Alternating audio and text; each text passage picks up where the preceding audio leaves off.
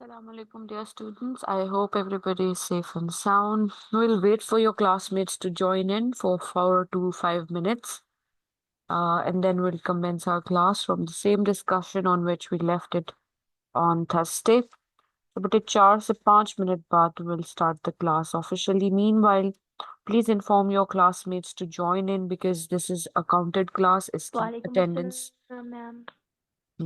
इसकी अटेंडेंस मानी जाएगी, इसलिए सबको बार बार बताते जाएं। अपने फ्रेंड्स को बेशक कॉल्स करके उठा लीजिए अगर वो सो रहे हैं। जी बासित, क्या कह रहे हो बेटे? मैम फॉरवर्ड किया ग्रुप में, चाहिए। तो काफी लोगों ने किया, तो ज्वाइन कर रहे हैं साथ साथ। ठीक ठीक है, will wait for few minutes so that everybody is here and then we can start.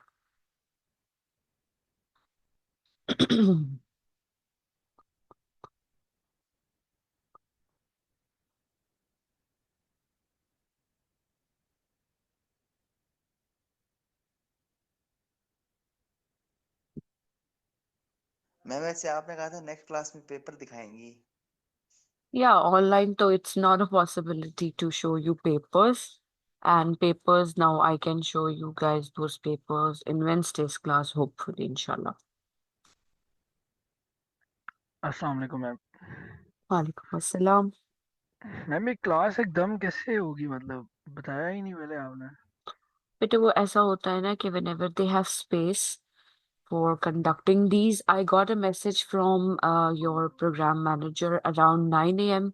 and I did inform Zaryab right after it, but I think Zaryab is not available or maybe he's sleeping. Then I remembered that the only way I can contact you guys is through Google classroom. तो वहां पे भी मैंने post कर दिया था, लेकिन of course मेरे ख्याल से आप लोग नहीं देख रहे थे। तो फिर मुझे याद आया that I received a message from one of your classmates, तो मैंने उनको मैसेज किया कि वो आपको बता दें। तो ऐसा होता है, this is going to happen and the reason we are taking this class because I missed one. I was not there on 30th October due to a reason. तो जो भी क्लास एक टीचर मिस करता है, they are supposed to take a makeup for that. So today was a good opportunity and the university thought it is a possibility, तो उन्होंने arrange कर दी। There's no harm in it. At least you don't have to come on campus. It's online from the comfort of your bedroom or your hostel or wherever you are right now. So we'll have this class. There's nothing wrong with it. और इस तरह की classes आपके बेटे future में भी होंगी। हो सकता है 15 मिनट पहले आपको इन्फॉर्म किया जाए। आपको एक ईमेल भी आया होगा एएसओ की तरफ से अब। तो अपने ईमेल्स के साथ कनेक्टेड रहा करें। सो in the digital world, the world of AI and computers, this is something very normal. ये तो आपको मुझसे ज्यादा पता है, नहीं? Yes ma'am. सही है।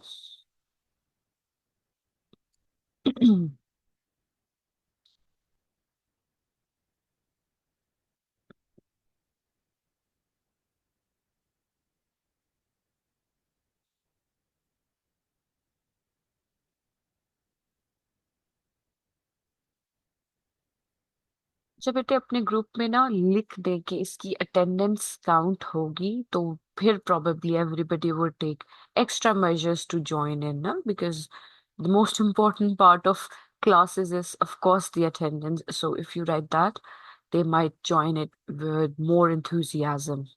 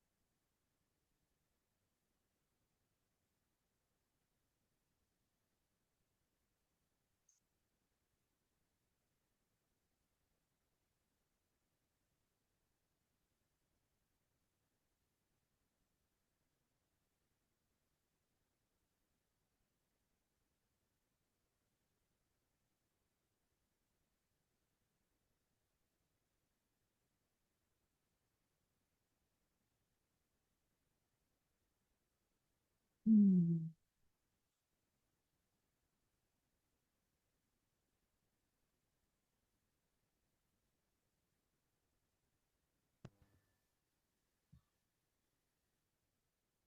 Well, let's start. Like, we can have a little revision of what we did on campus so that we are on the same page. If I remember correctly, we were talking about narrative writing, and then you tried to actually solve that exercise which was attached with it. Let me share the screen with you so that you're on the same page.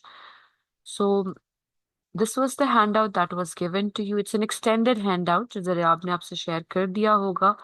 इसमें हमने just chapter 4 using incidents to write short narratives की बात की थी. There was a sample in which we had an analysis for action, spoken words, observation, thoughts and emotions, and then follow-up exercises were there. For example, list 9 actions from the model incident. When I was reading your attempts, some of you just wrote the sentences. I would like to clarify कि पूरे पूरे sentences ना भी लिखे जाएं, तो जो action words थे या फ्रेजेस थे, they could have been added.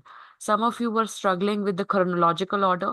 Chronological order simply means following the sequence, यानी मॉडल पैराग्राफ में किस सीक्वेंस में वो एक्शंस आ रहे हैं वो आइडेंटिफाई करने थे. Then there was an exercise. Blow up 5 actions not used in the incident.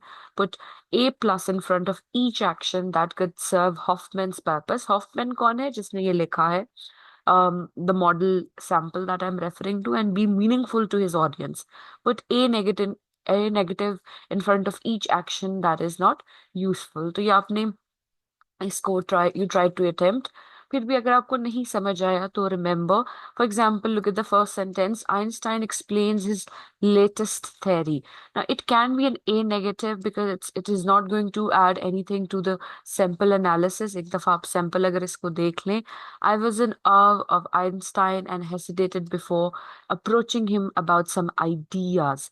So some ideas refers to not only the recent one, but it could be any other theories as well. तो इस तरह से आपने खुद judgement तो नहीं करनी है, but you have to come a conclusion to a conclusion कि कौन सा सेंटेंस कौन सी बात ऐड करने से फायदा होगा और कौन सी बात ऐड ना करने से कोई नुकसान नहीं होगा. तो that is how you were suppose to put a positive and a negative in it.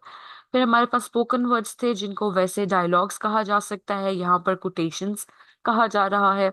Copy words that were actually spoken in the model. अगर हम मॉडल पे वापस जाएं तो you can C come with a rising inflation, क्योंकि कम जो word है ये इन्वर्टेड कॉमर्स में है. Similarly please go slowly etcetera etcetera quickly. So ये जो कोटेशन मार्क्स में जो वर्ड्स या फ्रेजेस या सेंटेंसेस कहे गए हैं वो स्पोकन वर्ड्स हैं, क्योंकि characters in the sample model they are saying it to each other or they are referring to each other. And what do these two quotations reveal about Einstein? तो इस तरह से आपने उनका इंटरप्रिटेशन यानी understanding provide करनी थी, reading between the lines, जो कि हमने we also talked about in the beginning of the semester, जहाँ इन्फ्रेंस की हमने बात की थी. Then we have observations. In addition to actions and words, the narrator usually observes the appearance of participants, the surroundings and the sounds and the smells. Yani, you see a striking combination and a similarity to descriptive writing, जिसमें हम human senses इस्तेमाल करते हैं. और narrative writing में भी ऐसा होता है. Of course you are narrating a story, but you'll be using these descriptive words which can annotate to your surrounding, your sounds, your smells, और ये सारे कुछ जिसको आप human senses या faculties में categorize करते हैं. In the model, the narrator's observations further convey the impression of Einstein's ordinary human nature. Now, like I told you somewhere in the beginning of the lecture and semester as well, that all kinds of write-ups have introduction, and introduction, I mean middle part and the conclusion. So they want you to observe कि Einstein की voice किस tone में है, वो किस तरह से बोल रहा है, whether it is happy, whether it is mysterious, whether it is suspicious and etcetera. What Einstein was doing, what was the action that was taking place, and Einstein's appearance. तो इन तीनों चीजों को आपने वहां से आइडेंटिफाई करना है. Then again similar kind of exercise है जो कि आपने पहले भी की है, पहली एक्सरसाइज के लिए भी. Below are 5 observations not used. तो जो यूजेबल है इसमें, उसमें ए पॉजिटिव करना है, और जो यूजेबल नहीं है वहां ए नेगेटिव करना है. Then thoughts and emotions, again in the beginning, in the middle and in the end, ये आपने आइडेंटिफाई करना है और ऐसे ही करना है. फिर रिव्यू एक्सरसाइज में, to review what you have learn in the lesson about the short narrative incident, fill in the blanks in the sentences below. इसकी इंफॉर्मेशन बेटे ये पूरे हैंडआउट को पढ़ने पे आपको क्लैरिफाई हो जाती है. Telling what happened is dash event. The person who tells what happened is called a narrator. तो इस तरह से आपने, इट्स ऑलमोस्ट एज इफ कि आप स्किमिंग एंड स्कैनिंग कर रहे हैं. So this was something that we did on campus the other day, which was using incidents to write short narratives. I hope you do understand कि आपका जो quiz होगा वो इसी तरह का भी हो सकता है और इससे एक्सटेंसिव भी हो सकता है. इसी से related the second chapter, the lesson number 2, that is the short narrative incident, जिसमें प्री राइटिंग का एक्शन दिया हुआ है. फॉर एग्जाम्पल एक असाइनमेंट दी हुई है, if you look at it, prepare to write a short narrative incident by following the directions for pre-writing given below. If you remember, I told you about um, writing process in which we have pre-writing, drafting, revision, editing and submission. So ये जो preparing का process होता है, जहां आप researching करते हैं, jotting down करते हैं, मैपिंग करते हैं, it's called pre writing. So pre writing की स्टेजेस में उन्होंने आपको यहाँ पर एक इंफोग्राफिक, एक पेज दिया हुआ है कि आप इसको किस तरह से इस्तेमाल कर सकते हैं. List 4 incidents you might right about. If you remember, जब हम शॉर्ट स्टोरी की बात कर रहे थे, मैंने आपसे कहा कि बेशक मुझे शॉर्ट स्टोरी मत लिख कर बताएं, लेकिन आप बताएं कि आपके करेक्टर्स क्या करेंगे, कौन सा एक्शन होगा, कौन सा कॉन्फ्लिक्ट होगा. यस, आप में से बहुत सारे लोगों ने शॉर्ट स्टोरी ही लिख दी, बट कुछ लोगों ने ये भी बताया. तो प्री राइटिंग स्टेज इसे कहते हैं. Describe your audience. For example, अगर आप एनिमे पे लिख रहे हैं तो किस किस्म की ऑडियंस उसे समझ पाएगी. अब of course a person in his 80s might not enjoy animes, right. A child in his 20s और मे बी टीनेजर जो है उसको बहुत पसंद आएगा. A person in middle age 40 to 60 के बीच वालों को शायद एनिमे पसंद आए या ना आए. It could be both. तो यू हैव टू डिसाइड कि आपकी ऑडियंस क्या है. List the actions that were part of the incident you circled, right? Write the spoken words people will be using in the incident, list observations, then thoughts and feelings, and make a final list. तो ये एक pre writing stage में आप इसको इस तरह से अपना बना सकते हैं. Your pre writing has given you the raw material for a narrative incident. You have chosen an incident to narrate, identified your purpose and audience. ये वही बात है जो मैं आपको बता रही थी. Then there is another example. Write the first version or draft of your incident in a form of a paragraph. या आपने मुझे स्टोरी के पर्सपेक्टिव से लिखकर बताया। And yes, today I will clarify your confusion about writing short story कि आपने assignment में आपसे क्या एक्सपेक्टेड है। आई होप आपने असाइनमेंट के क्वेश्चंस को पढ़ लिया है। तो आज जब मैं आपको शॉर्ट स्टोरी आपसे शेयर करूंगी तो बहुत कुछ क्लियर होता जाएगा। ठीक है? Okay, I can see 19 participants. I would highly recommend that you call your friends to join in because it is an important class. Everything that we discuss is important. I am trying to record it as well. Let's hope that in the end it is recorded. If it is not, then yes, they will be missing very important points, right? Anyway, आगे चलते हैं. Then we have the third lesson, which is revising or revision. Remember, writing process में we have generating ideas, जिसे pre-writing में लाया जाता है, then drafting, जहाँ you actually get it written, and revision में you try to make it better by adding or taking out some ideas which might be relevant or might not be relevant. Sometimes हमने 3 reasons दिए होते हैं लेकिन हमें ऐसा लग रहा होता है कि वो 3 reasons justifiable नहीं है, तो हम एक reason निकाल भी सकते हैं और चौथा reason add भी कर सकते हैं. So that is how revision takes place in your short narrative incident. When revising your draft, you will want to make sure that your narrative creates some impact, an impression that will move your reader to react. So your purpose is to make them react, or it's not that कि वो reaction ऐसा दें कि वो आपका incident पढ़ते पढ़ते कागज ही फाड़ दें. That's not the reaction that you should be expecting और इवोकिंग. रिएक्शन से मुराद यहाँ सिंपली ये है कि they want to know more, they are hooked, they are curious that what happened next. So इस तरह से आपने वर्ब्स एंड इन चीजों को इस्तेमाल करना है. Now replace the italicized verbs in the following sentences with strong action verbs. The wind was outside my window all night. ठीक है? तो यहाँ पर वर्ड्स दिए हुए आपको यहाँ से चूज करने हैं. The wind blown outside, intensely blown outside my window all night. इस तरह से वर्ड्स को आपने एक्सचेंज करना है, यानी आप कहाँ पर उसको चेंज कर रहे हैं, रन ऑन सेंटेंस कैसे खत्म कर रहे हैं. अब देखिए, Winston reached out to his hand. She refused it. अब यहाँ पर क्लैरिटी का इशू है क्योंकि कॉमा नहीं है और कोऑर्डिनेटिंग कंजंक्शन नहीं है, तो यहाँ पर आप ये चेंजेस कर सकते हैं. Right? Then we have a check list that you can check, और यहाँ पर आप इसे पढ़ सकते हैं. Then extended narrative incident, they are the similar ones. यहाँ पर आपके पास जो सैंपल होगा बेटे, it is from the diary of a young girl Anne Frank. वही चीजें इसमें भी आइडेंटिफाई करनी है जो आपने क्लास एक्टिविटी में किए थे, राइट? जहां पर हमने एनालिसिस किया था पर्पस, ऑडियंस एंड एक्शन का, और हमने स्पोकन वर्ड्स को भी देखा था, थॉट्स एंड फीलिंग्स को भी देखा था. यानी ये थोड़ा सा और एक्सटेंसिव हो जाएगा as compare to the short narratives. तो ये सब आपने खुद कर लेना है. ना समझ आए तो you can ask me on campus. See, इसका भी प्री राइटिंग स्टेज इन्होंने यहाँ पर दिया हुआ है. You can take that into consideration. Then drafting is there and then revision is there. This makes your write-up very clear, very understandable for the audiences. Then you have autobiographical sketches. Narrating the autobiographical sketches simply means when you write about an account or a period of life which is associated with writers life. अब जो भी writer है उसकी life भी है और वो ऑटोबायोग्राफिकली यानी अपनी पर्सनल लाइफ से भी इन्फ्लुएंसेस लेके ऑटोबायोग्राफिकल स्केचेस लिख सकते हैं. अब ये थोड़े से इसलिए डिफरेंट है क्योंकि इसमें पर्सनल प्रोनाउन इस्तेमाल होगा.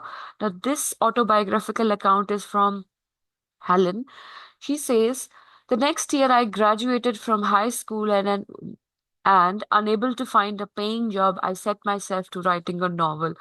So this person is giving us an autobiographical, personal interest to the readers कि उसने क्या किया और क्या नहीं हुआ. ये इट्स क्वाइट लेंथी क्योंकि ये पर्सनल है, सब्जेक्टिव है, इसमें बहुत सारे इमोशंस होंगे, इसमें बहुत सारे डायलॉग्स एंड स्पोकन वर्ड्स भी हो सकते हैं, फीलिंग्स एंड थॉट्स होंगी. बहुत कुछ आपको इसमें भी एनालिसिस के लिए मिलेगा और वही आपने इसमें एनालिसिस करना है. फॉर एग्जाम्पल एक एक्सरसाइज देखें. Answer the questions about the model, about how long a period of time is covered in the sketch. ये एक ऑटोबायोग्राफिकल स्केच है. जब आप ये पूरा पढ़ लोगे तो आपको पता चल जाएगा कि 6 months हैं, 6 years हैं, या एक लाइफ टाइम को वो कर रहा है. यूजुअली ऑटोबायोग्राफीज जो हैं वो लेट एज में जाकर जब राइटर 60+ हो जाता है तब लिखता है, और वो अपनी पूरी लाइफ की एक, जिसको उर्दू में आप लोग नहीं कहते हैं रुदाद, वो लिखता है, एक्सटेंसिवली लिखता है। सो दिस इज हाउ, ये एक कॉम्प्रिहेंशन टाइप एक्सरसाइज ही है, लेकिन ये थोड़ी सी कॉम्प्लेक्स है for those people who struggle with the basic ones. Again pre writing and drafting stage आ जाएगी, एंड देन रिविजन की स्टेज आ जाएगी। I hope now it's clear in your mind कि ये हैंड आउट कैसे काम करता है और आपने इसको कैसे लेके चलना है। Similar kind of handout is available for expository writing, but today we are not going to talk about expository writing. We'll be only sticking ourselves to narrative writing. तो narrative writing through incidents, long narrative हो, autobiographical sketches हो, ये सब exercises जैसे जैसे आप करते जाएंगे, it will be very clear in your mind कि इसको कैसे approach करना है। तो this was narrative writing for you, and narratives, short narratives लिखने के लिए incidents को आपने as a technique इस्तेमाल किया है। And then other than this, what we talked about was short story, के शॉर्ट स्टोरी में क्या कुछ होता है और वो कैसे इम्पोर्टेंट होती है। अब मैं आपको आज एक स्टोरी बताऊंगी, a gift of Magi. Any idea, have you heard this story before? कभी ये स्टोरी पढ़ी हो? Of course it could have been part of your syllabus in matriculation or maybe second year। किसी ने पढ़ी हुई है?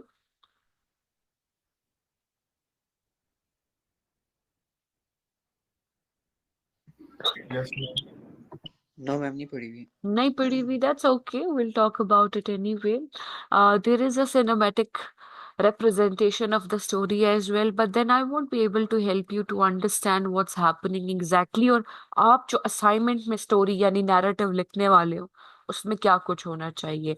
तो I won't be reading all parts of the story, यानी एक एक लफ्ज पढ़कर मैं आपको नहीं बताऊंगी, लेकिन मैं आपको समझाने की कोशिश करूंगी कि गिफ्ट ऑफ मजाय ये स्टोरी किस तरह से मूव फॉरवर्ड होती है। ठीक है, इसके दो वर्जन अटैच्ड है इसके साथ, ये एक इसका ओरिजिनल वर्जन है और इसका एक सिंप्लीफाइड वर्जन भी है। So will talk about this one, the original one, so that you can understand कि ओपनिंग कैसे हो सकती है, कौन से वर्ड्स को स्पोकन वर्ड्स में लाना है, डायलॉग्स कैसे लिखे जाते हैं, ठीक है, narration and observations and thoughts and feelings कैसे इम्बेड होती हैं, तो वो आपको यहाँ से पता चलेगा। The gift of Magi by O Henry. I will read the first paragraph, जो कि आपको पता होगा कि प्लॉट एनालिसिस में मैंने आपको बताया था कि इंट्रोडक्शन या एक्सपोजिशन को कहते हैं, जहां पर we are introduced with the main theme line, main characters and the settings. So the first paragraph, and I quote, $1.87. That was all. And 60 cents of it was in pennies. Pennies saved 1 and 2 at a time by bulldozing the grocer and the vegetable man and the butcher until one's cheeks burned with the silent imputation of parsimony that such close dealing implied. 3 times Della counted it, $1.87, and the next day would be Christmas.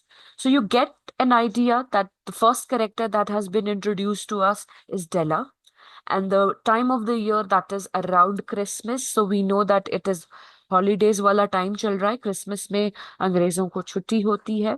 ठीक है, तो next day Christmas होगी और उससे पहले she has to maintain, gift exchange होता है, इनकी ये जो सेरेमनी होती है या सेलिब्रेशन होती है, इसमें they usually they have the mistletoes and the there is a certain kind of a tree, और इनके पास वो सेंटा क्लॉस होता है। ये बहुत कुछ आपको पता होगा, आपने मूवीज में कहीं ना कहीं डेफिनेटली ये देखा होगा, राइट। तो she is struggling with money. So जो हमारा मेन पॉइंट है, जो कॉन्फ्लिक्ट आगे जाके एक्सप्लेन होगा, इनफोल्ड होगा, अनफोल्ड होगा, आप देखेंगे कि वो मनी ही है। Look at the opening line, $1.87।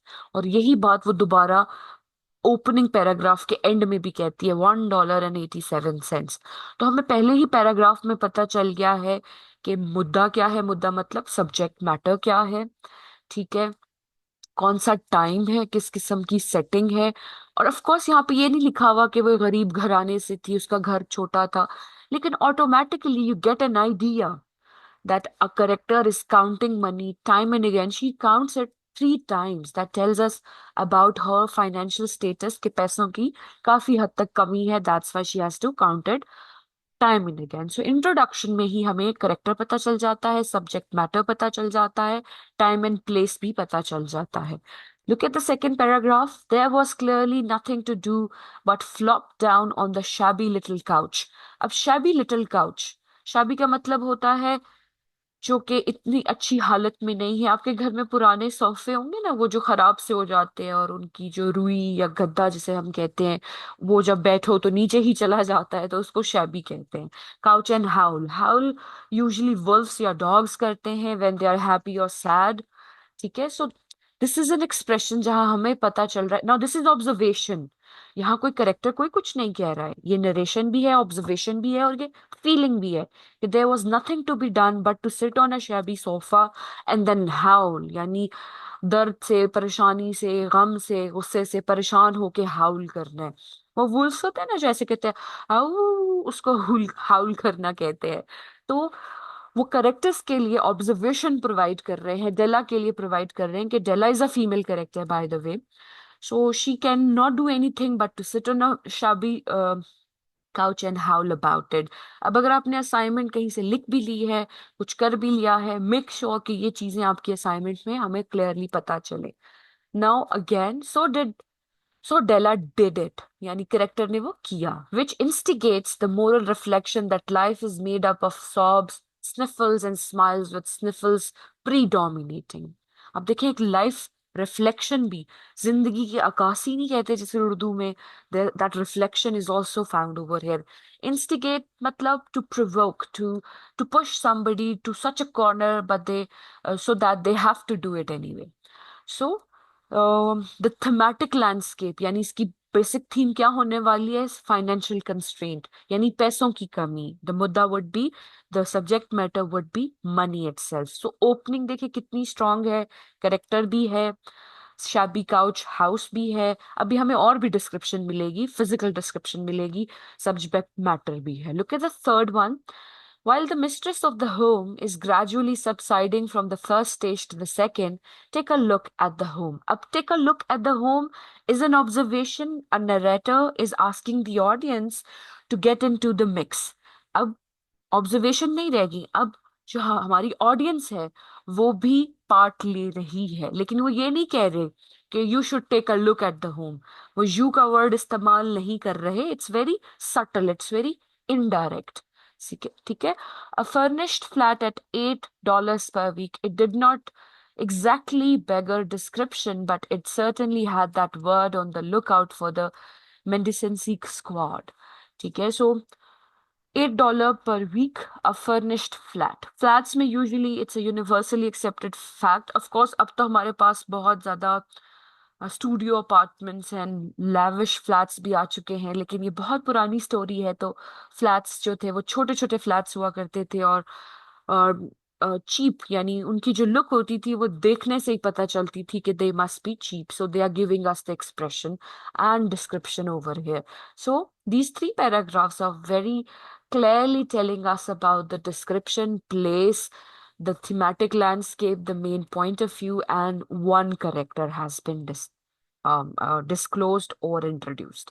Then furthermore, in the vestibule below was a letter box into which no letter would go, an electric button from which no mortal finger could coax a ring.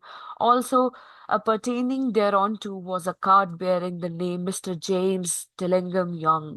So, simply put, इसमें कुछ मुश्किल words हैं. That's okay. What they are trying to say that there is a letter box which will not be used because usually जो below the poverty line लोग रहते हैं उनको letters को ही नहीं लिखता, और उनकी बेलें भी काम नहीं करती, करंट हो सकता है उसमें, या वो काम ही नहीं करती।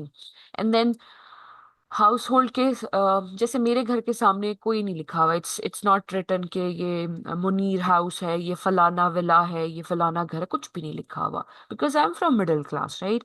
लेकिन बिकॉज वेस्टर्न कल्चर में it's common for people to name their houses by the name of their male counterpart of the house. So यहाँ पर जो हमारे पास मिस्टर जेम्स डिलिंगम यंग है, उनका नाम लिखा हुआ है, जहाँ डेला अंदर बैठ के ये सब सोच रही है और पैसे काउंट कर रही है।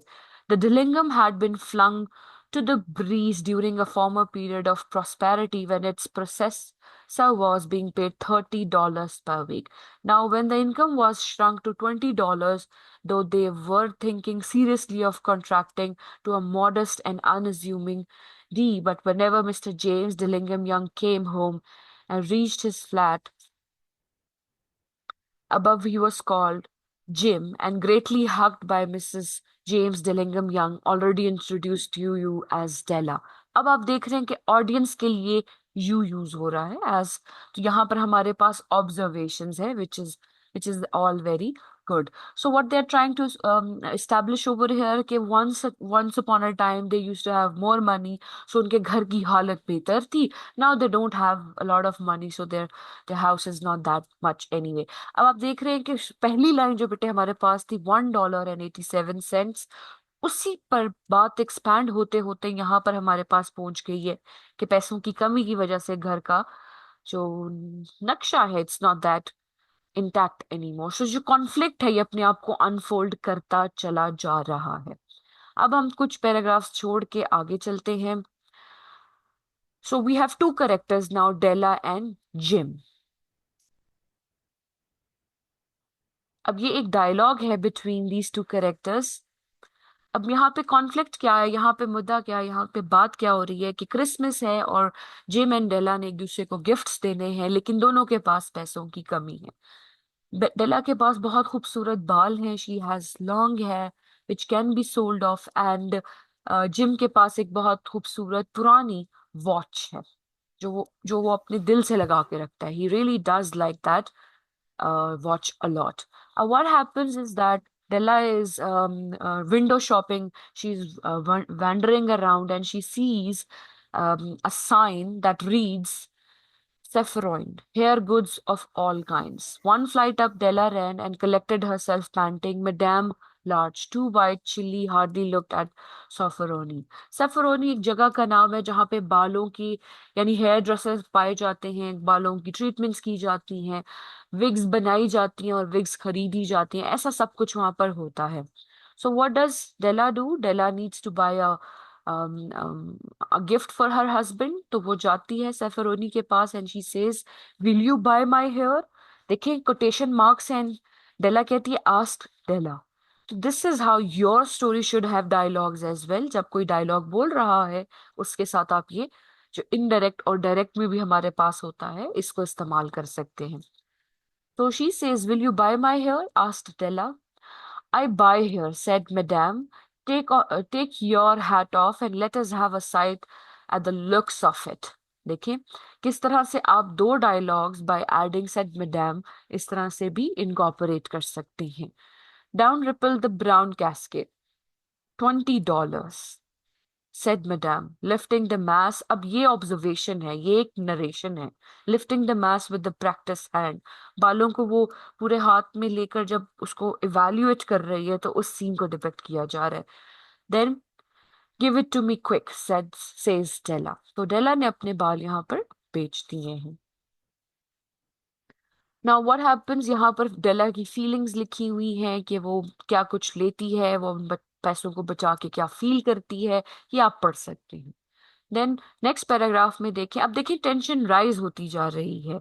Remember these two characters, they love each other, all they have is love and respect for each other, and Della is depicted to be a very beautiful young lady जिसके बाल बहुत खूबसूरत हैं और जिम को अपनी वाइफ के बाल बहुत पसंद भी हैं. सिमिलरली डेला लव्स हस्बैंड और उसके हस्बैंड के पास एक वॉच है जो कि बहुत पुरानी वॉच है, लेकिन क्योंकि जिम को वो वॉच बहुत पसंद है तो डेला भी उसको उतना ही इम्पोर्टेंट समझती है जितना जिम समझता है. When Della reached home, her intoxication gave way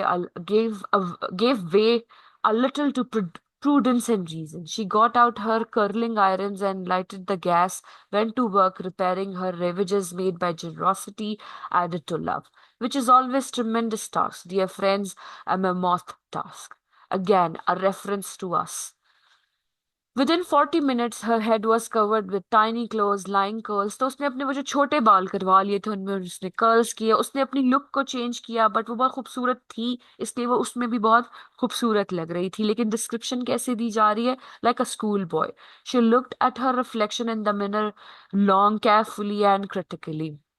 and then she asks a question to herself. तो देखें, डायलॉग, इसको मोनोलॉग कहते हैं जिसमें करेक्टर खुद से बात करता है, तो ये भी ऐड हो सकता है। इफ जज If Jim doesn't kill me, she said to herself, before he takes a second look at me, he will say, I look like a Coney Island chorus girl. But what could I do? Oh, what could I do with $1.87? ठीक है, फिर यहाँ पर scene आगे चला जाता है। अब जिम जो है वो कभी लेट नहीं आता, but Jim is late. Reason, because Jim has to buy or purchase a gift for her wife as well. Della doubled the fob chain in her hand and sat on the corner on the table near the door that he always entered from. Then she heard his step on the stair away down on the first flight. She turned white for just a moment. She turned white, ये उसकी feeling है, ये उसके thoughts हैं, क्योंकि उसने अपने आप को बहुत ड्रास्टिकली चेंज कर दिया है, बाल छोटे करा लिए, कर्ल करवा लिए। वो खुद भी इतनी कॉन्फिडेंट नहीं है और उसको पता है कि जिम को बाल उसके बहुत पसंद है, तो she is a little hesitant. She had a habit of saying little silent prayer before the simplest everything things, and now she whispered, Please God, make me think I'm still pretty. So she has a reservation. She's concerned. She has a fear in her mind, और वो उसको voice भी करती है, लेकिन in a form of a whisper, which is a monologue itself. The door opened and Jim stepped in and closed it. He looked thin and very serious. Poor fellow. अब देखिए, ये करेक्टराइजेशन हो रही है कि वो पतला सा था, बहुत serious and sombre and sober लग रहा था। Poor fellow, he was only 22।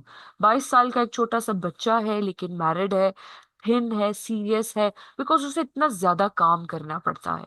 सो ये हमें बैकग्राउंड भी दे रहा है, पॉवर्टी की तरफ भी लेके जा रहा है, and the love they share with each other will be explained as well. Then next paragraph देखिए, Jim stopped inside the door as immovable as a setter at the center of a quail. अब ये जो है एक simile है, चले अगर ये नहीं भी समझ आती तो आप you can let it go, जहां पर उसके एक्शन को एक नॉन लिविंग थिंग के साथ या एनिमल के साथ एसोसिएट किया जाता है। उर्दू में होते हैं ना वो तशबीह और इस्तारा, उसकी बात हो रही है, तो ये सिमिली है जिसमें एज या लाइक यूज होता है. His eyes were fixed upon Della, and there was an expression in them that she could not read, and it terrified her. ये feelings हैं, ये उसकी thoughts हैं, जो narration and observation के through हमें बताई जा रही हैं. ठीक है? It was not anger, nor surprise, nor disapproval, nor horror, nor any of the sentiments that she had been prepared for. He simply stared at her fixedly with that peculiar expression on his face. Della wriggled off the table and went for him. Now Della was scared, क्योंकि gym बिल्कुल एकदम से stunted हो जाता है वो छोटे बाल देख के, और वो फीलिंग ना तो गुस्से की है, ना सरप्राइज की है, ना हॉरर की है. वो फीलिंग क्या है, डेला को समझ नहीं आ रही.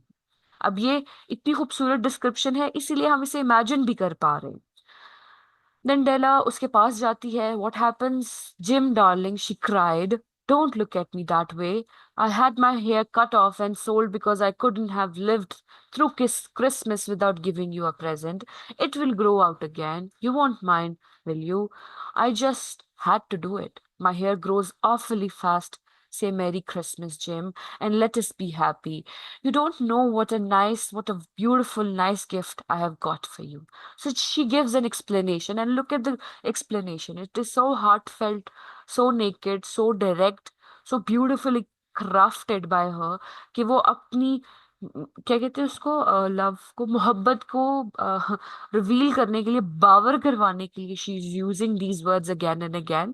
से मैरी क्रिसमस. मैरी क्रिसमस का मतलब होता है, मैरी मतलब happy, and Christmas is there celebration. So she says, और वो जस्टिफिकेशन देती है कि मेरे बाल बहुत जल्दी लंबे हो जाते हैं, please be do not be mad at me, let's be happy for each other, मैं बिना तुम्हें गिफ्ट दिए रह नहीं सकती थी, etcetera. Then, out of shock, finally Jim says something. This is either another dialogue. He says, You have cut your hair? Asked Jim laboriously. as if he had not arrived at the patent fact yet even after hardest mental labor. यानी वो होता है ना एक sense of surprise and disapproval and denial कि आपको यकीन नहीं आ रहा होता कि क्या हो गया, तो वो उस डिसबिलीव में है. Cut it off and sold it, said Della. Don't you like me just as well anyhow? I am me without my hair, ain't I? Jim looked about the room curiously. You say your hair is gone? He said with an air almost of idiocy. यानी वो इतनी shock में है कि उसने पूरे कमरे में नजर दौड़ाई और फिर पूछा है, तुम कह रही हो कि तुम्हारे बाल चले गए हैं? So he's that much shocked. Why is he shocked? You will get to know. There is a reason behind it. So you see, ये कॉन्फ्लिक्ट राइज होते होते अब हम एक सस्पेंस के पीक पॉइंट पे चले गए हैं जहां पर क्लाइमैक्स आने वाला है, जहां पर अब देखिए हमारे एक करेक्टर ने एक एक्शन ले लिया है जो कि राइजिंग एक्शन था, प्लॉट का राइजिंग एक्शन था, जहां पर डेला ने अपने बाल कटवा के बेच दिए और गिफ्ट गिफ्ट खरीद दिए. और अब जिम जो है उसका रिएक्शन डिसाइड करेगा कि फॉलोइंग एक्शन में क्या होता है, रिजॉल्व होता है, ओपन एंडेड छोड़ता है या क्लोज एंडेड होता है. Will get to know that. You need not look for it, said Della. It is sold, I tell you, sold and gone too. It is Christmas Eve, boy. Be good to me, for it went for you. So यहाँ पर वो कहती है you have to be very nice to me, and she uses the word boy. And usually Western culture में या Western लोग boy तभी कहते हैं when they want to plead something that is very innocent. जब वो आजकल के दौर में तो बेटे, मॉडर्न दौर में तो किसी को बॉय कहना तो इस डिसरिस्पेक्टफुल या डेरोगेटरी टर्मिनोलॉजी में चेंज हो चुका है. When it was written it was not like that. So she says be good to me for it went for you may be the hairs. अब यहाँ हेयर्स की जमा नहीं होती, ठीक है, हेयर हेयर ही होता है, लेकिन यहाँ पे विद इंटेंशन क्रिएटिव राइटिंग है तो राइटर ने ऐसा किया है. मे be the hairs of my head were numbered. She went on with sudden serious sweetness. But nobody could ever count my love for you. Shall I put the chops on Jim?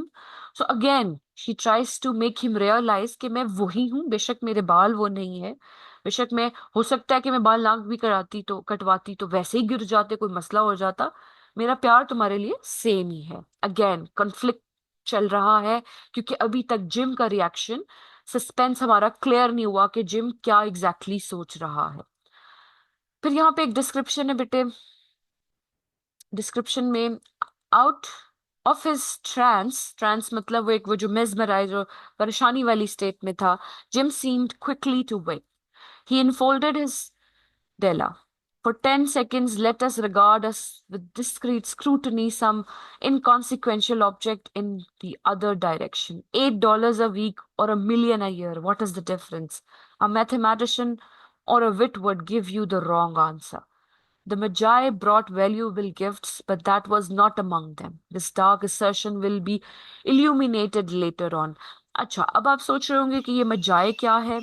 मजाए is a reference to a biblical, it's a biblical reference जिसमें ऐसा कहा जाता है कि तीन मजाइज आते हैं जो कि गिफ्ट्स लेकर आते हैं लोगों के लिए क्रिसमस ईव पे. This is from mythology and their culture and religious beliefs कि आप उनसे कुछ भी मांग सकते हैं, प्रॉस्पेरिटी, पैसा, हेल्थ, व्हाटसोएवर.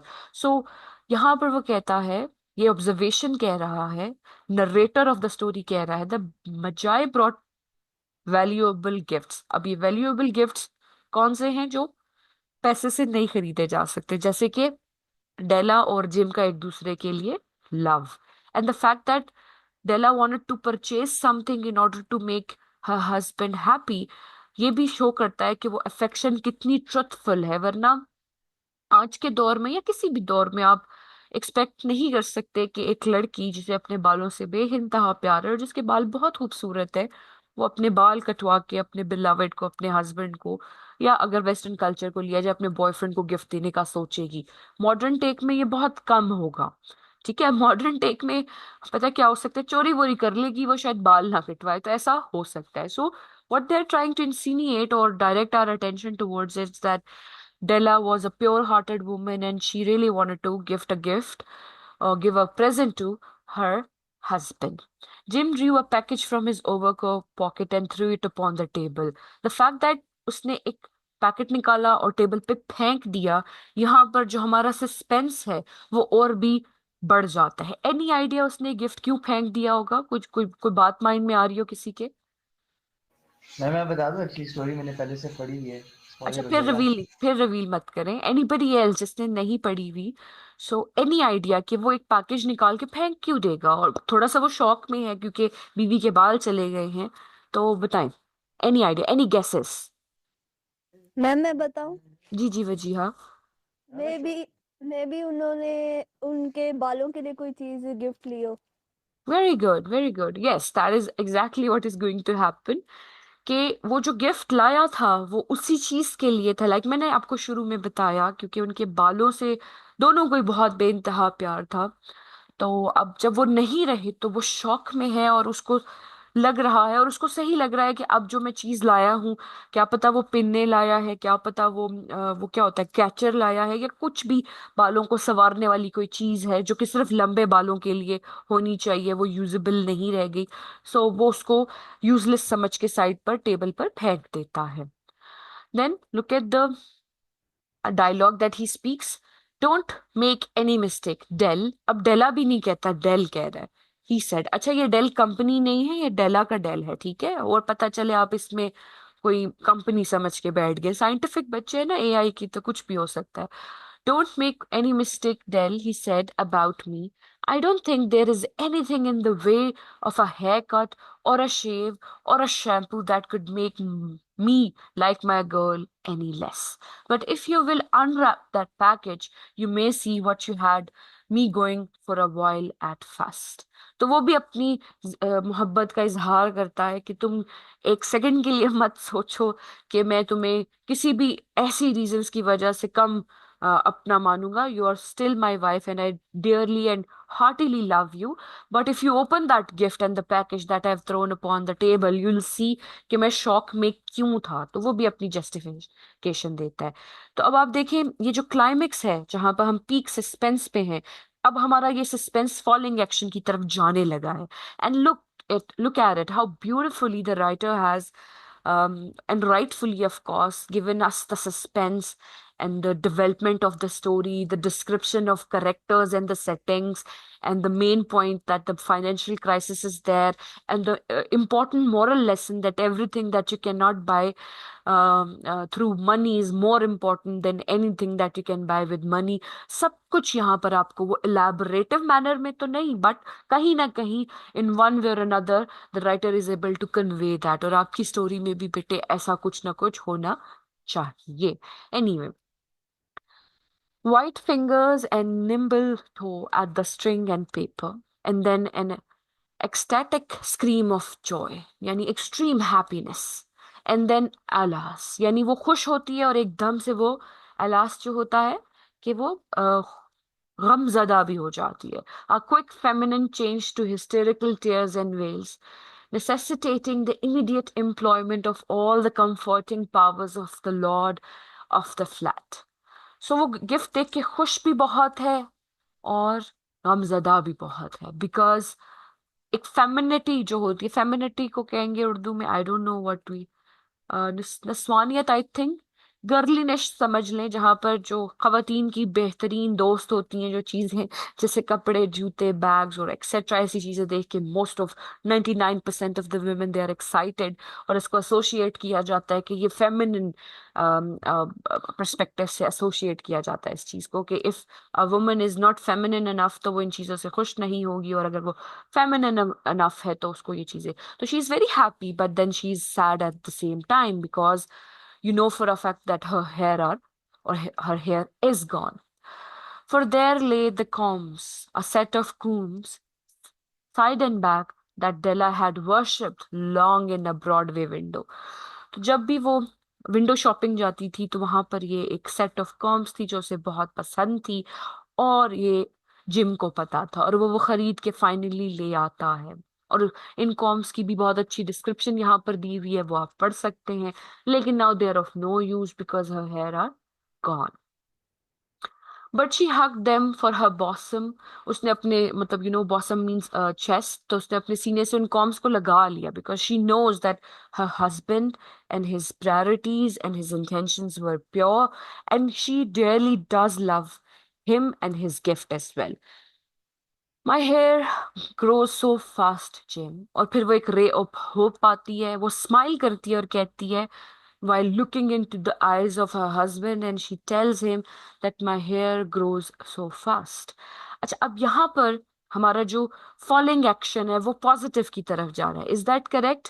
यहाँ पर दोनों कैरेक्टर्स ने अपना जो सीक्रेट, जिसने कॉन्फ्लिक्ट क्रिएट किया, सस्पेंस क्रिएट किया, क्लाइमेक्स तक हमें लेके गया, कहीं ना कहीं वो एक रिजॉल्वमेंट, सोल्यूशन या कंक्लूजन या एंडिंग की तरफ जा रहा है, which is a little positive in nature so far. And then Della leaped up like a little singed cat and cried, "Oh, oh." Jim had not yet seen his beautiful present. She held it out to him eagerly upon her open palm. यानी वो बिल्ली नहीं जो बहुत खुश हो जाती है और डांस करती है. अगर आपके पास पेट है तो आपको पता होगा कि जब ये रॉ मीट खाते हैं तो they get their zoomies, they enjoy, they cry with joy, खुश हो जाते हैं, तेज इधर उधर भागना शुरू कर देते हैं, राउंड एंड राउंड. ठीक है, तो वो भी एक बिल्ली की तरह डेला जो है, she leaped up like a little cat and cried with joy, "Oh, oh." Yani she just remembered that I have a gift for you as well. The dull, precious metal seemed to flash with the reflection of her bright and ardent spirit. Ardent matlab vivid spirit, zinda dil spirit. Isn't it dandy, Jim? Dandy matlab befitting, classy, or एक और word हो सकता है इसके लिए कि precious. I hunted all over town to find it. You'll have to look at the time 100 times a day now. Give me your watch. I want to see how it looks on it. उसकी watch जो है उस पर एक लगाने के लिए, एक स्ट्रिप लगाने के लिए वो लेकर आई है. But let's see what happens again. एक पॉजिटिविटी की तरफ जाते जाते we are brought back to a suspense कि अब क्या होगा.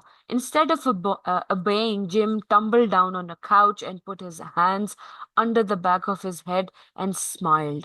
वो नहीं दिल बर्दाश्ता हीरो नहीं होता, वो बेंच पे बैठ के दोनों हाथ जोड़ के सर पे रख के पीछे होके बैठ जाता है, तो वो उस तरह से बैठ जाता है और ही smiling. Then said he, "Let us put our Christmas presents away and keep them a while. They are too nice to use just as present. I sold the watch to get the money to buy your combs, and now suppose you put the chops on." तो दोनों ने अपनी most prized possession एक दूसरे को gift देने के लिए, एक दूसरे के बारे में लव को रियलाइज करवाने के लिए दे दिए. इसलिए जो जिम है वो भी स्माइल करता हुआ बैठ जाता है. अब देखिए एंडिंग, देखें कैसी है. The Magi, as you know, were wise men, wonderfully wise men who brought gifts to the babe in the manger. They invented the art of giving Christmas presents. Being wise, their gifts were no doubt wise ones, possibly bearing the privilege of exchange in case of duplication. And here I have lamely related to you the uneventful chronicle of two foolish children in a flat. अब ये जो आए है ना, ये इन characters का नहीं है, ये नरेटर का है. नरेटर हमें बता रहा है कि मजाए बहुत वाइज को कहते हैं नॉलेजेबल मेन थे, जो कि ये समझते थे कि जो वर्ल्डली चीजें हैं वो डुप्लीकेट हो सकती हैं, लेकिन जो फीलिंग्स हैं, जो ऐसे गिफ्ट्स हैं जिन्हें पैसों से नहीं खरीदा जा सकता, they are the wise gifts. As I have lamely related to you the uneventful chronicle of two foolish children. अब ये दो foolish children Della and Jim हैं, in a flat, who most unwisely sacrificed for each other the greatest treasures of their house. But in a last word to the wise of these days, let it be said that all who give gifts, these two were the wisest. Oh, all who give and receive gifts, such as they are wisest. Everywhere they are wisest, they are magi. तो ये जो conclusion है ये थोड़ा सा biblical है. Biblical मतलब religious है और उनके सेरेमनीज और सेलिब्रेशन से रिलेटेड है। तो आपकी स्टोरी इतनी एक्सटेंसिव ना भी हो मगर उसमें ये चीजें होनी चाहिए। I hope you have understood the story कि उसमें क्या चाहिए। इसका एक सिंपलर वर्जन भी बेटे यहाँ लिखा है, आप पढ़ना चाहे तो पढ़ सकते हैं। अच्छा, नीचे इसके कुछ एक्सरसाइजेज हैं, वो आप खुद कर सकते हैं, वो आपकी चॉइस है, ताकि आपको पता चले। उसके आंसर्स भी दिए गए हैं तो आप उसे एज अ प्रैक्टिस डेफिनेटली पढ़ सकते हैं। स्टोरी समझ आ गई कि एक स्टोरी कैसे फिक्टिशियस बनाई जाती है, उसमें मोरल स्टोरी, कैरेक्टर्स एक दूसरे से कैसे बात कर सकते हैं एंड व्हाट नॉट। बेटे यहाँ तक समझ आई? Yes, ma'am. Right. All right. Now, let me tell you one more thing. There could be a question where a story is given to you, bete. You have to read it and then analyze its plot. मैंने इस story का plot आपको साथ साथ बताने की कोशिश की है। I hope you have understood. ठीक है, प्लॉट क्या है वो भी मैं आपसे दोबारा एक दफा दोबारा आपको बता देती हूँ ताकि आपके माइंड में ये क्लियर रहे। 1 सेकेंड प्लीज। अच्छा, ये भी एक बहुत अच्छा हैंड आउट है जो मैंने पोस्ट कर दिया होगा, आप जरूर पढ़िएगा। इसमें आपको पता चलेगा कि कैरेक्टराइजेशन कैसे बनाई जा सकती है एंड एक्सेट्रा। नैरेटिव पैराग्राफ है इसमें। ठीक है, let me put that here. एक डॉक्यूमेंट है, मैं यहाँ पे अटैच करती हूँ। Give me a minute. Meanwhile, I hope most of you have joined in and you are able to understand what's happening in the classroom because it's an important class with respect to your what do we call it, assignment and quiz both। दोनों के लिए आपको helpful definitely होगी। Yes, this is the reference. बेटे ये मैंने post कर दिया आपकी गूगल क्लासरूम में, आप वहां से भी पढ़ सकते हो। बहुत अच्छा, बहुत खूबसूरत सा एक हैंडआउट बना हुआ है, राइटिंग अ शॉर्ट स्टोरी। इसमें वही चीजें हैं जो मैंने आपसे क्लास में बात की हैं, लेकिन इनग्रिड परसोड ने बहुत अच्छा इसमें लिखा है। She says, I think of writing like running. The short story form is a 5K and the novel is a marathon. You need to train precisely for both, but the rewards of the short form come within months rather than years. वो एक उसका अपना self motivating चीज है जिसकी वो बात कर रही है। What is a short story, उसके बारे में वो बता रहे हैं। There is no rule about how long a short story should be. Some are 20 pages and some only 2 paragraphs, right? Like I told you 100 word stories भी होते हैं, तो ये आप पढ़ सकते हैं।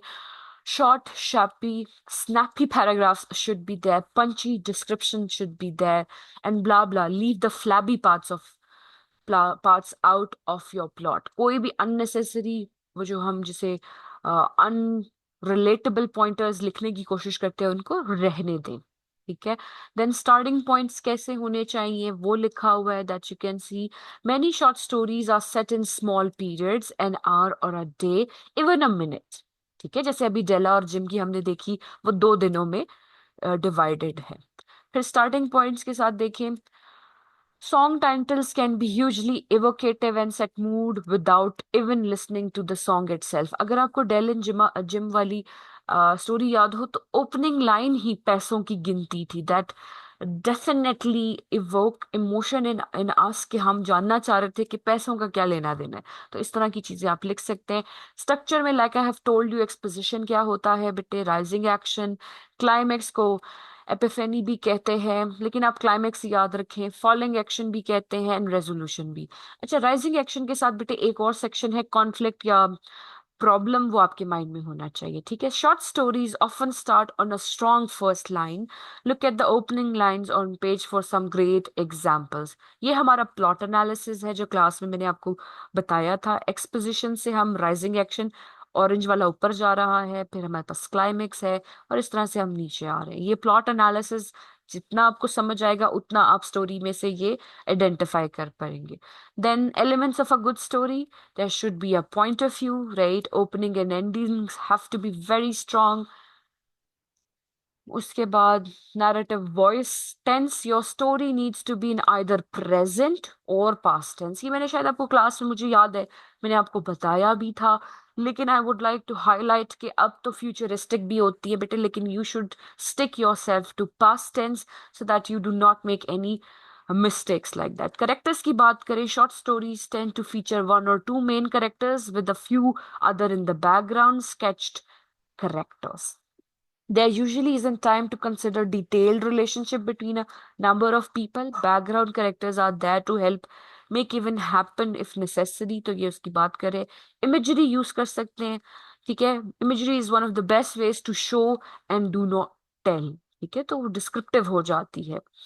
And then time scale and dialogue has to be there. Dialogues मैंने आपको बताया spoken words भी हो सकते हैं. अब यहाँ पर नेल्सन कहता है, for me the short story can act as a photograph, a moment in time complete with characters, histories and emotions without necessarily working towards a resolution. These short and intense pieces can act like a song for a brief moment.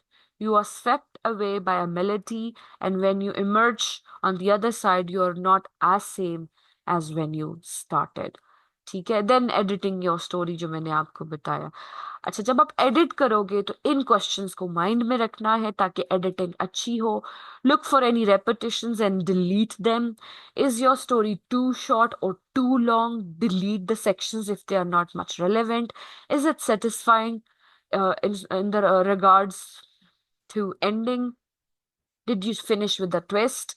Does the twist work or not? Is your imagery thought-provoking and striking enough? Has your story got a snappy and intriguing first line, which means a catchy line, of course? Does all the dialogue do something useful? ऐसा नहीं है कि आपने dialogues लिख दिए और उनकी कोई usefulness ना हो. You have to make sure that it is useful. Do you need to see in any ideas early in the story so that later events make more sense? For example, if someone turns out to be deaf at the end, but you haven't mentioned it and it at until the end, you might want to go back and clear it. Is the story well paced, or have you written pages and scenes and they are not complete in some senses? Are there changes in tense and point of view that needs changing? कोई problem तो नहीं आ रही पढ़ने में? Have you started as late as you could into the story events? Does your rising action contribute to climax and infinity or not? तो ये question जब आप एनालिसिस करोगे अपनी स्टोरी का तो आपका स्टोरी बहुत अच्छा हो जाएगा. सबसे अच्छा तरीका यही होता है, जैसे शायद मैंने शेयर भी किया हो, कि एक दफा लिखने के बाद 3-4 घंटे ही होंगे आपके पास, या आपके पास डेज हैं ऑफ कोर्स. कुछ दिनों बाद जब दोबारा आप पढ़ोगे तो आपको पता चलेगा कि स्टोरी को कैसे बेहतर किया जा सकता है. इज इट क्लियर कि नैरेटिव राइटिंग यानी टू नरेट अ स्टोरी, उसमें आपने शॉर्ट स्टोरी में क्या कुछ ऐड करना है और कैसे? I hope it's clear. कोई क्वेश्चन हो तो please go ahead and ask. जी मैम क्लियर है. ठीक है. Okay, let me take your attendance through this video. Usually मैं videos के through लेती हूँ ताकि आपसे share की जा सके. 2 दफा लेती हूँ, आज मैं 1 बजे ले रही हूँ और 1:30 पे लूंगी. बस उसमें जो लोग present नजर आएंगे वही present होंगे. Meanwhile, if you get disconnected or anything like that, let Zaryab know. I'll see what I can do. There are 26 participants at the moment and you're 58, which means most of you are absent. तो ये उनके लिए है जो absent हैं. Please आप में से कोई ग्रुप में बता दीजिएगा उन्हें कि ये वो रिकॉर्डिंग मैं उन्हें ऑडियो में भेज दूंगी, सुन लें क्योंकि ये इम्पोर्टेंट है from the perspective of attempting your assignment and your quiz, which is due on 26th and 27th respected. कहते हैं रिस्पेक्टफुली तो कुछ और होगा, रिस्पेक्टिवली कहेंगे यहाँ पे, राइट? अच्छा, नैरेटिव पैराग्राफ्स एंड नैरेटिव ऐसे मैंने आपको एज सच नहीं बताए, but since we have time let's take a look. एक चैप्टर बेटे मैंने पोस्ट कर दिया है, वो आप देख लीजिए, जो यूजुअली हम क्लास में यूज करते हैं. Here it goes, let me share the link.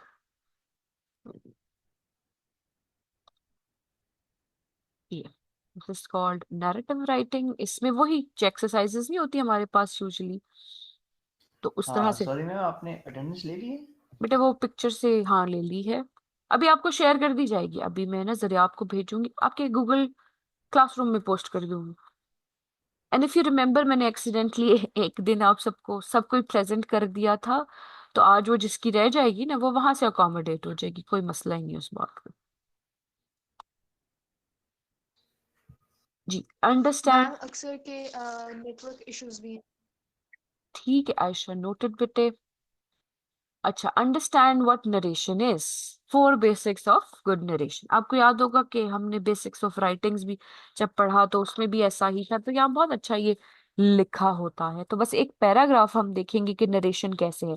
अच्छा, नैरेटिव राइटिंग में ऑफ कोर्स जब हम पैराग्राफ और ऐसे भी लिख रहे हैं ना, तो उसमें किसी किस्म की स्टोरी ही होगी। मैं आपको एक एग्जांपल ऐसे की दिखा देती हूँ, और पैराग्राफ की भी।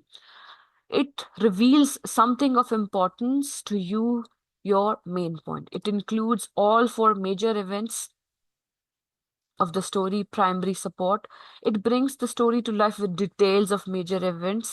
It presents the events in a clear order, usually according to when they happened. In the following paragraph, each number and color corresponds to one of the 4 basic good narrations. पहला point है बेटे, it reveals something of importance to you.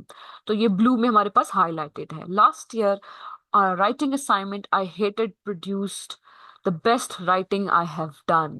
तो this is important to you, ये आपका main point हो गया। Then red में जो हमारे पास लिखा हुआ है वो प्राइमरी सपोर्ट है, ठीक है।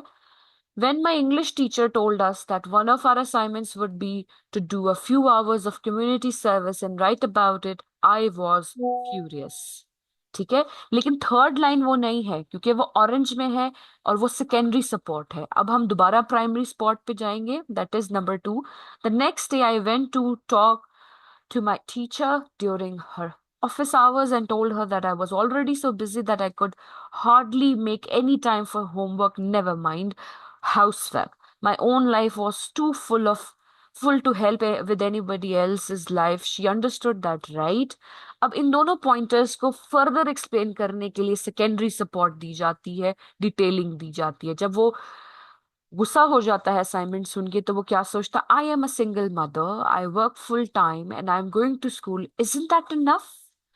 फिर जब वो अपने टीचर से बात करने जाती है तो वो क्या सोचती है, उसको फिर सेकेंडरी डिटेल दी गई है।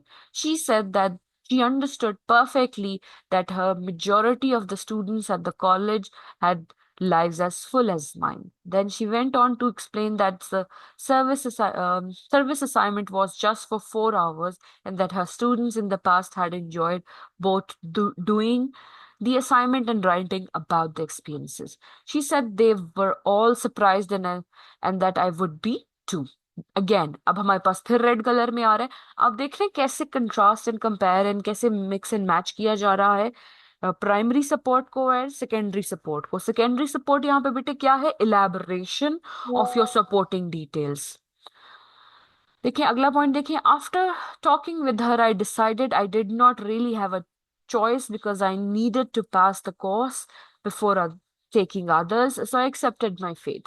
The next week, I went to the office of the community service club, and a student there set me up to spend a few hours at an adult day care center that is near where I live.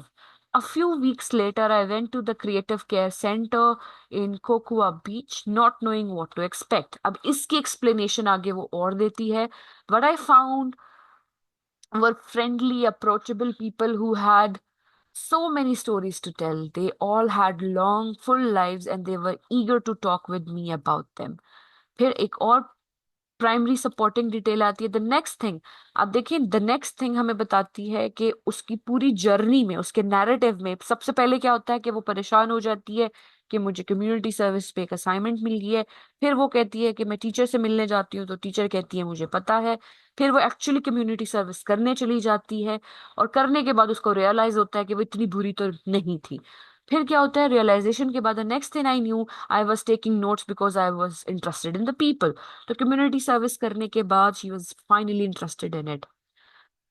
उसको वो explain कैसे करती है, their marriages, life during the depression, the wars they fought in, the children, their joys and sorrows. I felt as if I was traveling with them to the past and experiencing everything they lived while they shared their history with me.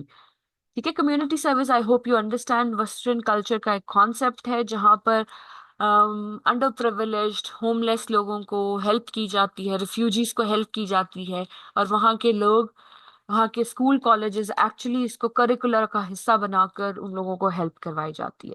फिर हमारे पास एक और point आता है, when it came time to write about my experience I had more than enough to write about.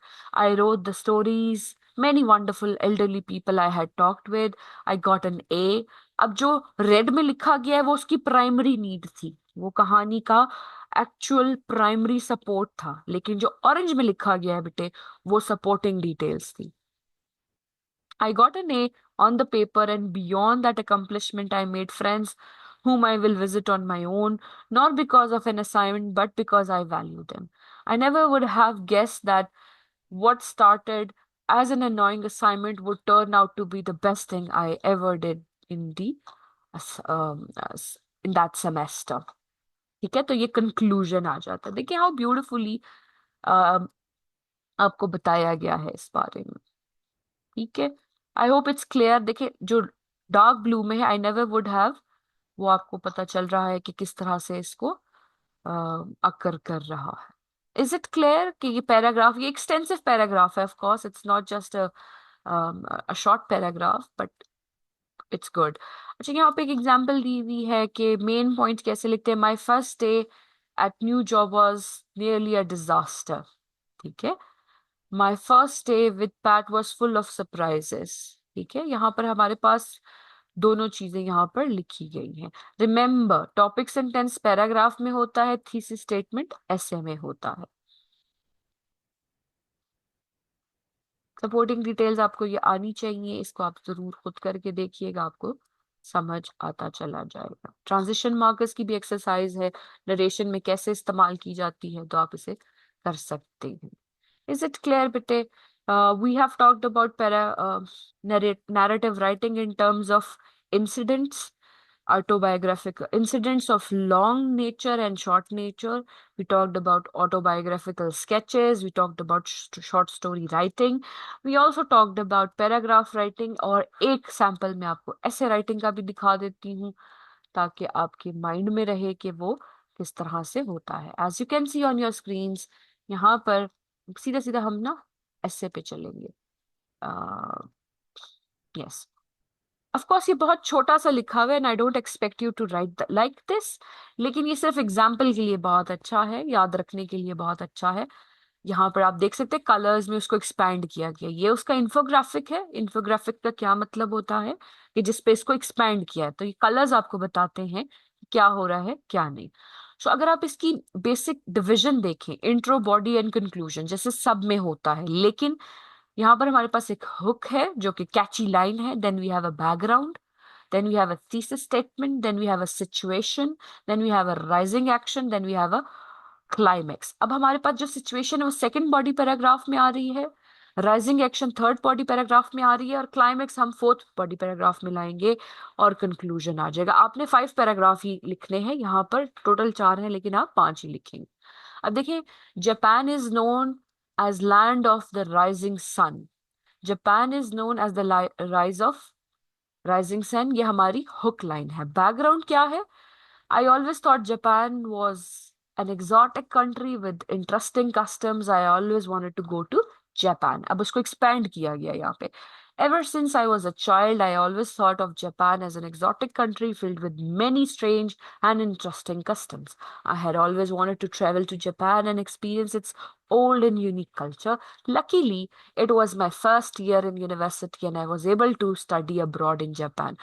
अब ये जो background है यहाँ पर आपकी अंडरस्टैंडिंग के लिए दिया गया है, और यहाँ पर उस पर एक्सपैंड किया गया, और लकीली ट्रांजिशन मार्कर है, एवर सिंस ट्रांजिशन मार्कर है, तो ये बहुत अच्छा हमें समझाने के लिए। देन थीसिस स्टेटमेंट देखें, eating a pastry taught me an important lesson. I was so excited, but little did I know that I was about to learn an important lesson because of a simple pastry. So ये हमारी hook line के साथ मिलती जुलती है, और ये हमें डेफिनेटली एक क्लियर अंडरस्टैंडिंग दे रही है। सो इसी तरह से आपका जो राइटअप है वो इसी तरह से होना चाहिए। ठीक है, आई होप यहाँ तक आपको समझ आ गई है। उसके बाद हमारे पास फर्स्ट पैराग्राफ है, at first walking around although I did not. ये आप खुद पढ़ सकते हैं, आपके पास 3-4 मिनट है, गो ahead and read. somebody would like to read it aloud from the second paragraph please?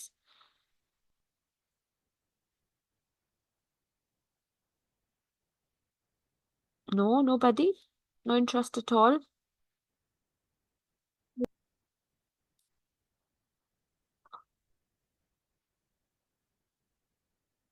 जी, कोई पढ़ना चाहेगा?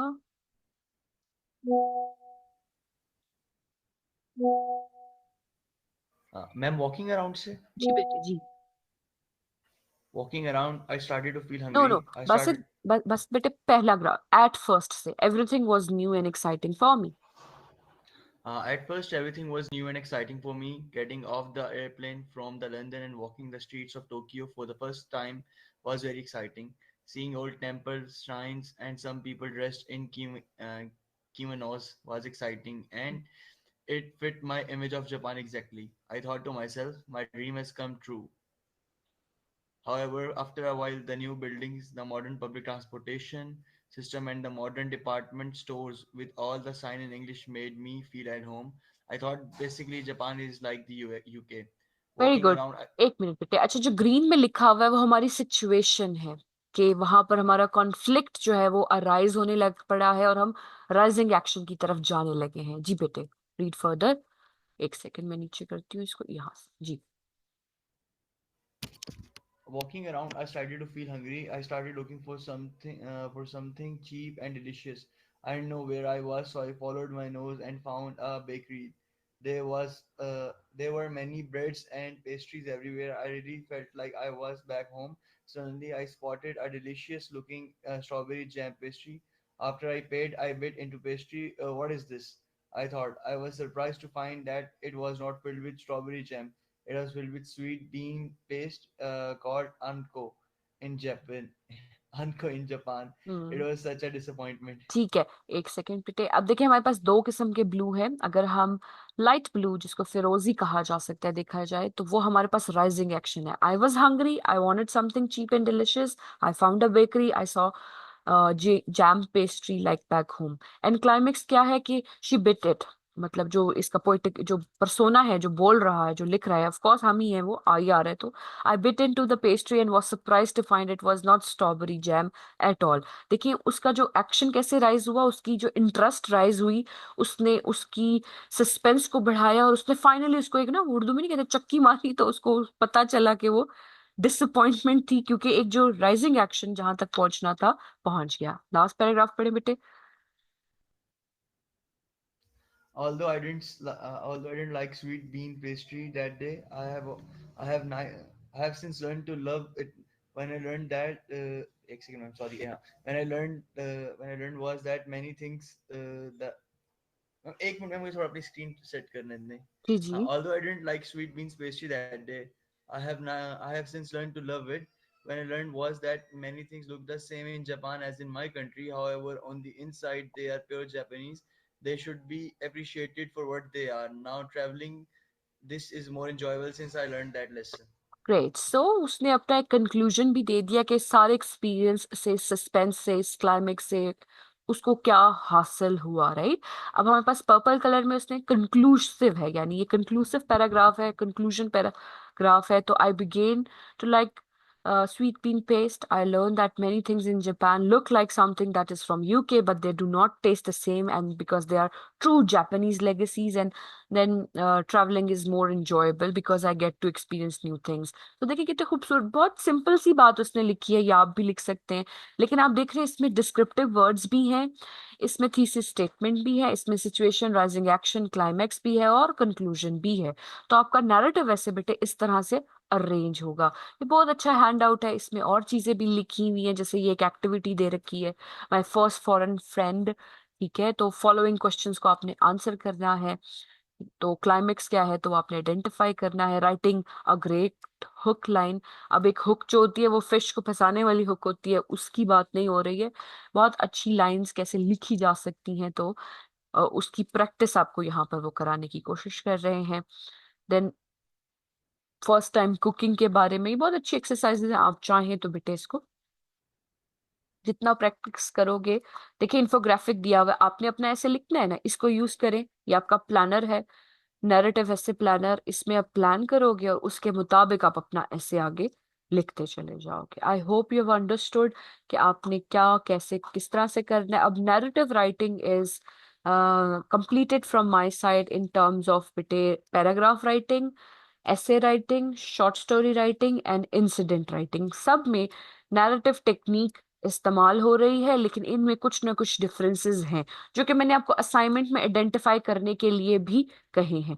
अगर आप चाहें तो अपनी असाइनमेंट्स में इसको आइडेंटिफाई डिफरेंसेस को आइडेंटिफाई करने के लिए आप अपनी एक्सप्लेनेशन प्रोवाइड करें, और जो हमारे पास ये नोट्स हैं जो मैंने आपसे सारे शेयर कर दिए हैं, इसमें से भी आप ये सैंपल्स अटैच कर सकते हैं और उनका एनालिसिस दे सकते हैं।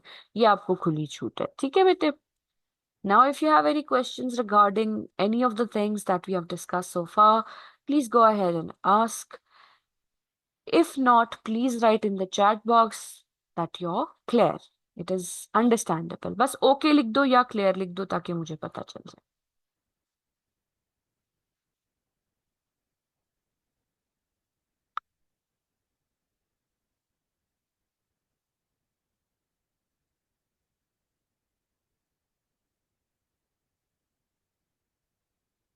Would you agree कि ये क्लास लेने से आपको और क्लैरिटी आ गई होगी about what you have to do for your assignment? Unfortunately already done, दोबारा करनी पड़ेगी अब। अब हाँ, that's a good thing कि एटलीस्ट समझ आ गई, क्योंकि उस दिन भी कुछ लोग काफी परेशान से हो गए थे when I wrote it। तो I think this was the best thing that happened to you this online class before you submitted your assignment। On campus पे ना शोर बहुत सारा करते हैं बच्चे ना, तो बहुत टाइम वेस्ट हो जाता है। इस तरह से this is good, so I get to share most of the points that I always wanted to share। जी शुएब बताएं बेटे, what's the question? Okay, most of you have written clear and understood. So I expect कि assignment भी इसी तरह से होनी चाहिए। वो जो आपने क्लास असाइनमेंट दी थी ना, वो मैंने पढ़ी है, आपको समझ नहीं आया, आपने इधर उधर से ना देख के कर ली है बेटे। उन हैंडआउट्स को बेशक किसी एआई से सॉल्व करवा के देख लो, जरूर देखो, ताकि वो मिस्टेक्स मत करो, क्योंकि क्विज इसी तरह का होगा, एग्जाम इसी तरह का होगा, इतना सिंपल नहीं होगा। All right, I just took your attendance once again. दोनों वीडियोस में ना जरिए आपको भेजने लगी हूँ, तो ये हमारा प्रूफ है कि आप क्लास में थे या नहीं थे। अदर देन दैट, आयशा ने कहा कि most of the students are finding it difficult to join in due to many restraints. बाहर कुछ चल रहा है, प्रॉब्लम्स चल रही हैं, इंटरनेट नहीं चल रहा है, तो उसको मद्देनजर रखते हुए मैंने आप लोगों को ऑलरेडी एक्सीडेंटली या आपकी किस्मत के रहते आपको एक दफा प्रेजेंट कर दिया हुआ है, तो वो वहां से अकोमोडेट हो जाता है। आई विल क्रॉस चेक कि जो लोग प्रेजेंट थे उनकी और आज भी प्रेजेंट हैं तो दोनों लगेंगी ऑब्वियसली। ठीक है, अटेंडेंस का कोई रोला नहीं बेटे, एक आधी अटेंडेंस तो हम आपको अकोमोडेट कर ही सकते हैं, तो उससे परेशान होने वाली बात नहीं होती। ठीक है, कोई क्वेश्चन हो तो बताएं, कोई क्लैरिटी पूछनी हो तो बताएं।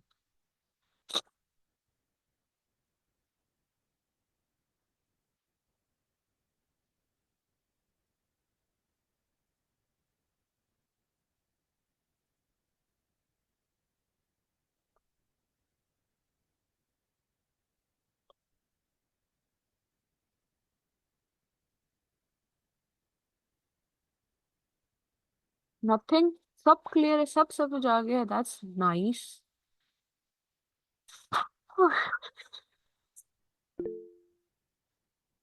जी बताएं बेटे, कौन है? I think Musa raised his hand, क्या कह रहे हैं बताएं।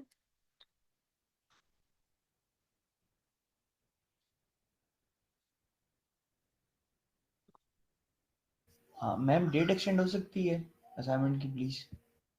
क्या डेट दी हुई है मैंने? 27 आई गेस। 26 दी होगी ना, 7 को तो फिर मैंने आके आपको क्लास में डांटना है ना। Yes ma'am. किससे मैम हाँ जी मैम बताएं। एक्चुअली मेरे आने वाले टाइम में थोड़ा बिजी होऊंगा, तो एक शादी भी है, 2-3 काम और भी हैं मुझे ना, हम्म तो इसलिए मैंने असाइनमेंट पहले ही कर ली थी, बट हम्म अभी चेंज करनी पड़ेगी, तो थोड़ा सा टाइम अगर आगे पॉसिबल हो प्लीज। अभी देखो ना, अभी हमारे पास आज आज कहीं जाना, आज किसी की शादी है? हाँ मैम, आज ऑफिस है। आज ऑफिस है, कितने बजे तक? मैम इवनिंग में होता है वैसे मोस्टली मेरा। बस अगले एक आधे घंटे में बासत, you can do it, I have faith in you, आप कर लोगे, कर लो, चेंजिंग्स कर नॉट लो। This was emotional blackmail. No no, it was not, you can do it, I believe in that. आप कर लोगे। देखिए, अभी आपके माइंड में ताजा ताजा है ना, जो भी आप सोच रहे होगे चेंजेस करने हैं और होने चाहिए, तो आप कर लोगे। गेट इट टू इट, अभी स्टार्ट कर दे बेशक। Okay ma'am, all right. Class leave कर दूं फिर? जी जी, go ahead, you have my permission. Thank you ma'am, अल्लाह हाफिज। अल्लाह हाफिज।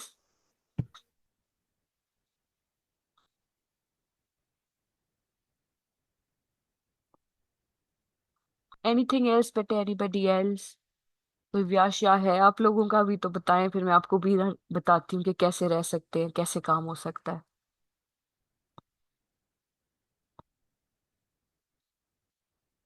No no ma'am, okay. तो आप सुबह आप उठे नहीं हुए थे, मैंने मैसेज किया, कॉल की, तो मुझे लगा शायद आप सो रहे हैं, तो फिर मैंने दोबारा नहीं तंग किया। नहीं, that's okay, there is nothing to be sorry about, of course. How would you know that I will be contacting you on a day of?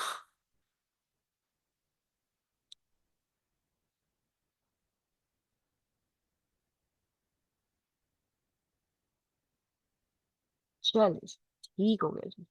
चले, 10 मिनट्स हैं, तो आपको एक ना कहानी दिखाती हूँ मैं, आपको शायद अच्छा लगे देखते हुए। ये जो जिम एंड डेला की स्टोरी है ना, इसके एनिमेशंस बने होते हैं, तो I have written a paper on it, let me see if I can find it.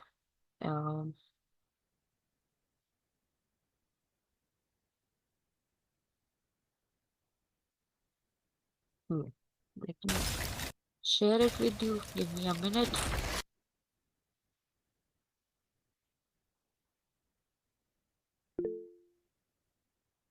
Mm.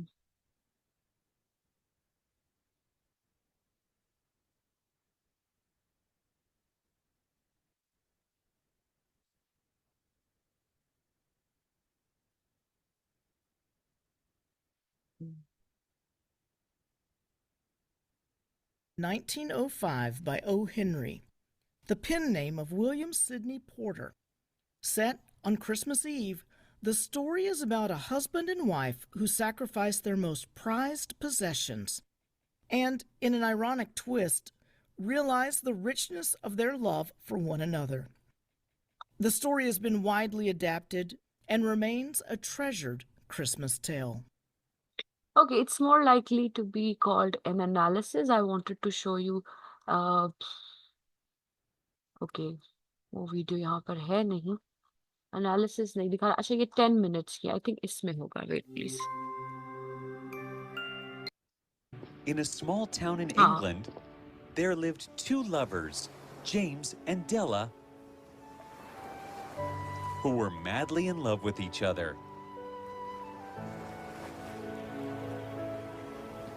When college was over, James got a job as a typist in a newspaper company. With a salary of £50 a month, James was ecstatic and decided to propose to Della.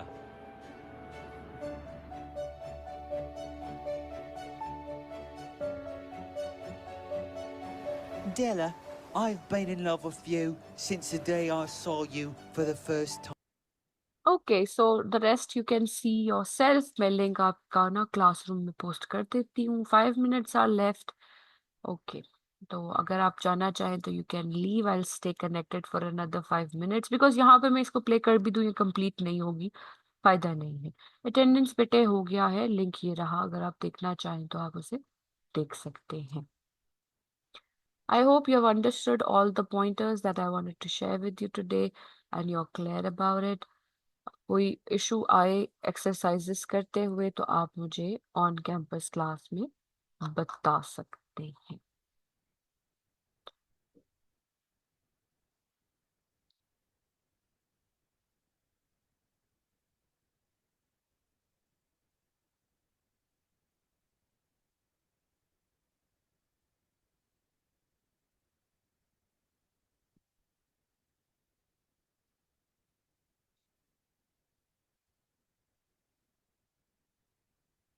है।